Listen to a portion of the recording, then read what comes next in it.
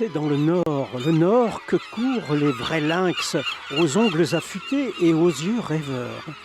Dans le nord, où le jour habite dans une mine, de jour comme de nuit, où l'unique survivant peut s'asseoir près du poêle de l'aurore boréale et écouter la musique de ceux qui sont morts gelés. Croyez-vous au Père Noël? Non? Oh, eh bien, d'aucuns ont rêvé de prendre la mer, non pas pour visiter son atelier, mais bien pour être le premier à mettre pied sur terre dans un continent caché. On rêva en effet pendant des siècles d'une Atlantide hyperboréenne, là-haut chaude et luxuriante, pourtant tout au sommet du monde.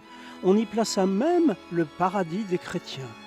La liberté des mers vous embarque à la rencontre de ces marins pleins de courage, le regard comme aimanté par la lointaine étoile polaire, guettant dans les brumes non seulement une île merveilleuse, mais aussi un mythique passage vers le Pacifique, au-delà de la frontière des glaces. L'Arctique, bordé par 8 États, est une source inépuisable de projections fantastiques qui vont mobiliser de formidables investissements financiers, inspirer les artistes, déclenchent des passions politiques, mais aussi conduit de nombreux marins à la mort.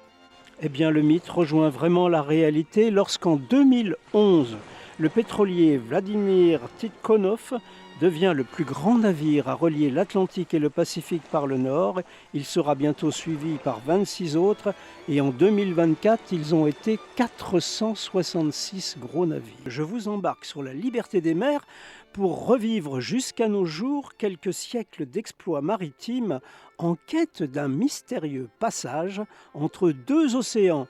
La solitude pourrait aussi être très intéressante, notamment pour une femme. Quand on a les droits d'être dans un espace, un environnement où on n'est pas comparé, on ne se sent plus faible ni forte.